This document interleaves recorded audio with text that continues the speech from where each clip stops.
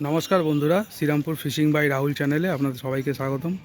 ব্যাকে আপনারা এখন যে পুকুরটি দেখতে পাচ্ছেন, এটি আপনাদের খুব পরিচিত পুকুর, কোন্নগর কাছারি পুকুর। তো এই পুকুর আগামী দিন ওপেন হতে চলেছে। বহু প্রতীক্ষার অবসান ঘটিয়ে পুকুরটি ওপেন হতে চলেছে।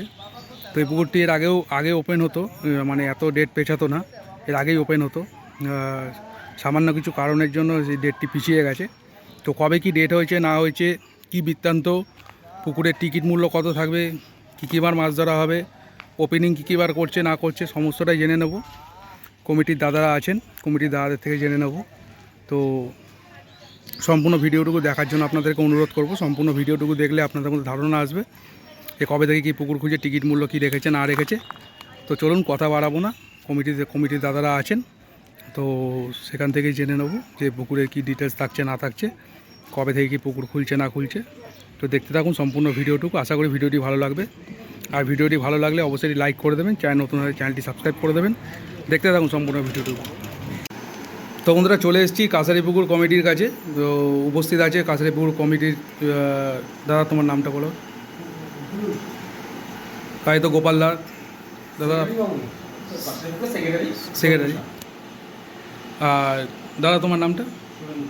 আমাদের কার্যকারী সমিতির সদস্য। আচ্ছা, পিন্টু দাও আছে আমাদের ওখানে, পাশে রাজু দাও আছে।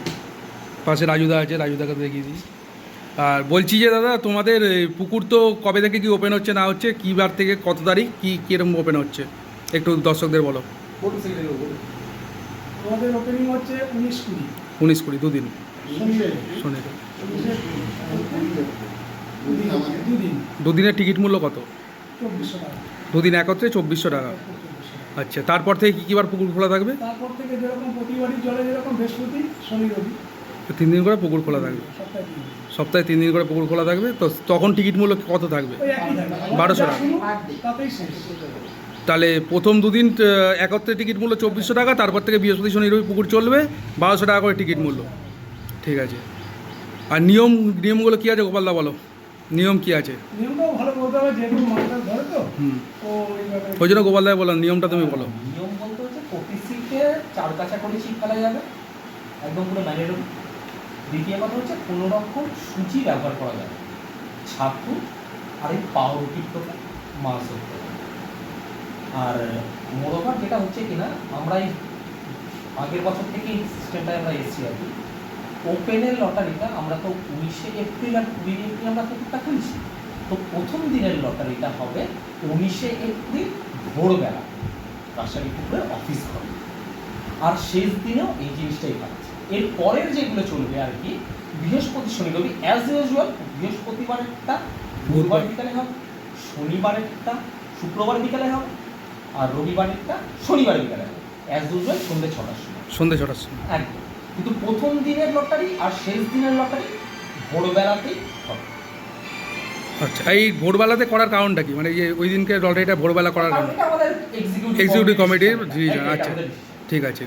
আর লটারি টোটাল তোমাদের কতগুলো সিট আছে? টোটাল 106। 106টা সিট আছে।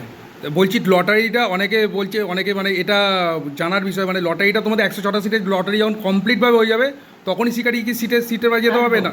তার কারণটা কি হচ্ছে, কথার কথা বলছি, 1 নম্বরে আমার নাম থাকবে, 106 নম্বরে সেক্রেটারি বাবুর নাম থাকবে। তা আমি তো প্রথমে আমার টোকেনটা তুলে নিয়ে আমি তো মশলা করে দিতে পারি। তাহলে সেক্রেটারি বাবু তো 106 নম্বরে নাম, তখন তো সবাই মশলাও করে ফেলবে, ছিপও ফেলে ফেলবে। কিন্তু ব্যাপারটা ওটা নয়। প্রথম দিন ভোরবেলা যে লটারি হবে, 1 নম্বরে যার নাম থাকবে, 106 নম্বরে যার নাম থাকবে, সবাই ইকুয়ালি অ্যাডভান্টেজ পাবে। তার মানে কি, লটারি প্রসেস কমপ্লিট হয়ে যাওয়ার পরেই সবাই পুকুর পাড়ে যাবে, তারপরেই সবাই মশলা করবে, তারপরেই সবাই ছিপ। আচ্ছা, তাহলে এই লটারিটা হবে কত সময়? ভোর 5টায়? ভোর 5টায়। 6টা থেকে তো ছিপ ফেলা? 6টা থেকে ছিপ ফেলা। আচ্ছা। আর বাদ বাকি কথা সব বলো, কিছু প্রশ্ন থাকলে বলুন। আমাদের যারা শিকারী বন্ধুরা থাকবে, যারা আসবে, তাদের কাছে আমাদের একটাই রিকোয়েস্ট, তারা যে এখানে আসবে একটু যাতে সংযত হয়ে থাকে, মানে কিছু কিছু প্রবলেম যেগুলো হয় সেগুলো যেন না হয়, এবং ভালোভাবে সুস্থভাবে পরিবেশ সুস্থভাবে থাকাটাই বেটার আমরা কামনা করি, যেন তার সুবিধার জন্য অন্য আমাদের পাড়া প্রতিবেশীদের কারো অসুবিধা যেন না হয়। এবং আমরা চাইছি যেন আরও ভালো তাদেরকে আমরা সহযোগিতা যেন আমরা করব, তাদেরও কাছেও আমাদের কাম্য, তারাও যেন আমাদের ভালো সহযোগিতা করে। পায়খানা বাথরুম আমাদের নতুন করা হয়েছে, যাদের তাদের সুবিধা, অফিস ঘর লাগোয়া, এবং আরও আশেপাশে দু এক জায়গায় রয়েছে, এবং রাস্তাঘাটে কোনো জায়গায় যেন ওপেন জায়গায় না করে তাদের জন্য আমাদের ব্যবস্থা করা হয়েছে। একটু হয়তো দূর থেকে আসতে হয়, কিন্তু আমাদের পরিষ্কার পরিচ্ছন্ন বাথরুম এবং ব্লিচিং দেওয়া থাকবে পরিষ্কার, এবং যারা ব্যবহার করবে তাদেরও জানা উচিত, তারা এইটা আমি একজন ব্যবহার করছি, আমার একটু পরে আরেকজন ব্যবহার, তারা যদি পরিষ্কার পরিচ্ছন্ন রাখে সেটাই আমাদের কাম্য, এবং আমরা সবসময় সহযোগিতা ওদেরকে করি। মোর উপর একটা কথা যেটা বলছিলাম, যে এই কথাটা আগের বারও মনে হয় তোমার ভিডিওতেই আমি মনে হয় বলেছিলাম, এই কথাটা আবারও বলে দিচ্ছি, যে শিকারীরা আসছে তারা নিজের ক্লিন হ্যান্ডে আসুন ছিপ ফেলতে, কোনো অসুবিধা নেই, কোনো সমস্যা নেই, কিন্তু দয়া করে কেমিক্যালটা ব্যবহার করবেন। যদি কেউ কেমিক্যাল ব্যবহার করেন তাহলে আমরা এক্সিকিউটিভ কমিটির লোকেরা আমরা ডিসিশন নিই তাকে ছিপ ফেলা থেকে বরখাস্ত করতে পারবো। আর একটা কথা গোপাল দা তোমাকে আমি বলছি, ওই তো 5টার সময় তো লটারি হবে। আগে না ফেলে আর ছুটতে না হবে। হ্যাঁ, আর মৎস্য শিকারীদের এটাই আরেকটা উদ্দেশ্যে কথা আমরা বলা পেয়েছি, আমি যেটা দেখছি। হচ্ছে কিনা, যে মশলা সবাই ভোরবেলাতে 5টার সময়তেই করবে আর ছিপ ফেলবে 6টার সময়, তার আগে সন্ধ্যেবেলা বা রাতে কেউ পুকুর পাড়ে এসে মশলা করবে না।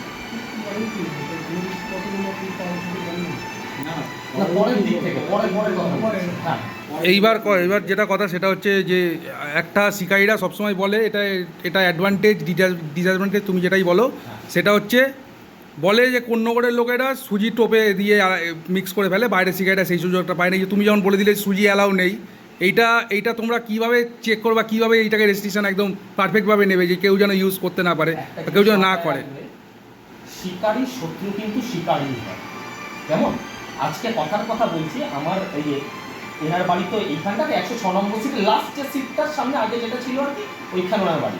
106 নম্বর সিটে যদি একটা বড় মাছ খায়, 105 নম্বরের সিটের লোকটাই সবার আগে ওকে দেখবে, ফলো রাখবে যে কিনা যে সে কি দিয়ে মাছটা ধরছে, সেই কিন্তু খবরটা আমাদের খেয়ে নেবে। আশা করি তুমি যদি শিখতে না তুমি ওটা মানো। হ্যাঁ, না তোমার সেটা যদি ঠিক আছে। দুটো মাছ খায়, আমার যদি পাশা সিটে বসে মাছ না খায়, আমার কিন্তু উত্তেজনাটা বেড়ে যাবে, তোমার কি দিয়ে মাছটা খাচ্ছে, তোমার কোথায় ফলটা আছে। সেটা তো আছে, কিন্তু মানে সবাই যে কথা বলে যে সেই বিষয়ে যেহেতু লোকাল লোক কোনো কথা বলা যায় না, আমরা বাইরে থেকে এসে কিছু একটা ঝামেলা হবে না হবে, এই জিনিসটাই। সবার জন্যই সমান। হ্যাঁ, এবার আমরা যতটুকু পারি মোটামুটি খেয়াল রাখি, এবার সবার তো জানা- সবসময় করা সম্ভব না। এবার সব সময়। বন্ধুকেই দায়িত্বটা নিতে দেখা হবে যায় না। যে আমার পার্শ্ববর্তী সিটে যেন না হয়, এই তাহলে সেটা আমাদের কমিটি থেকে নিজস্ব জানাতে কাল হবে। পুকুর, এটা আমরা মোটামুটি আছি, সবাই কমিটি গঠন করে একটা পরিচালনা মতন পুকুর করেছি। একদম। আর রিসেন্ট তোমাদের পুকুরে মাছ ছাড়া হয়েছে, কাতলা মাছ ছাড়া হয়েছে, তার ভিডিও তো আমি দিয়েছি। আর যেটা হচ্ছে লাস্ট জানা সেটা হচ্ছে মাছ যে আছে পুকুরে, মাছটা কিরম পরিমাণে, মানে কিরকম সাইজের মাছটা আছে, কিরম বৃত্তান্ত আছে? বড় মাছ তো আছেই, বড় মাছ তো আছে অ্যাভারেজ।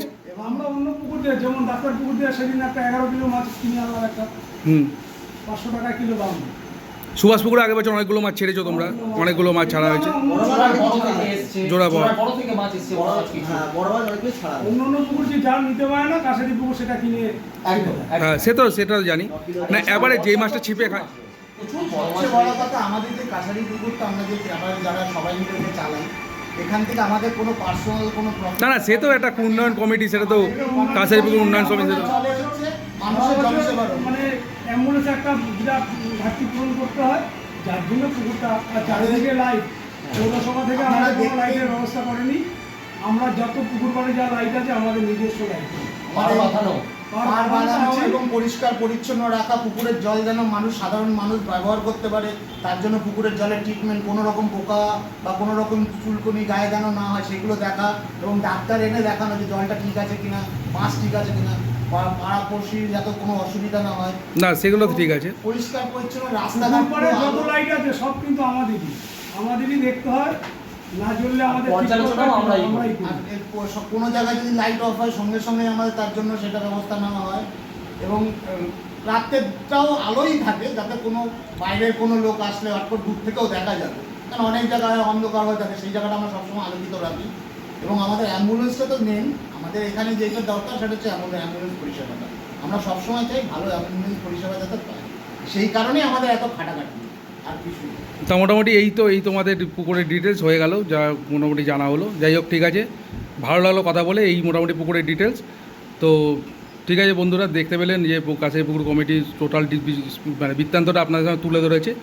তো এইবার যে আপনারা যারা ছিপ ফেলতে আসবেন, আপনাদের নিজস্ব ডিসিশনে নিজেরা বিচার বিবেচনা করে ছিপ ফেলতে আসবেন। দরকার পড়লে একবার পুকুর পাড়ে এসে ঘুরে যাবেন, দেখবেন কোথা থেকে কী মাছ খাচ্ছে না খাচ্ছে, সেই কারণ পুকুর একবার চালু হলে সেটা কমিটি পক্ষ একটা কথা বলেছে যে তোমার তো কোনো ডিসিশনের কোনো ব্যাপার নেই, যদি মাছ যদি খায় না খায় তার তো কোনো ব্যাপার নেই। না, সেটা আমাদের এক্সিকিউটিভ বডি মিটিং এর ব্যাপার। এক্সিকিউটিভ পুরো পুকুরে যদি কারোর মাছ না ফেলো, ওয়েদার ফল্ট করে গেল, হ্যাঁ।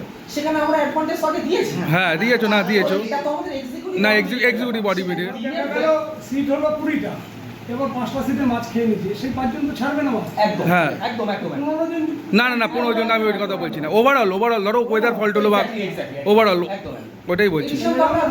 হ্যাঁ। একটা গন্ডগোল হয়েছিল, আমরা ছাড়বো, আমরা ওটা আমরা ডিসিশন, ওটা কমিটি ডিসিশনের মধ্যে হবে। যাই হোক, ঠিক আছে, খুব ভালো কথা বলে ধন্যবাদ গোপালদা। হ্যাঁ ঠিক আছে, ধন্যবাদ।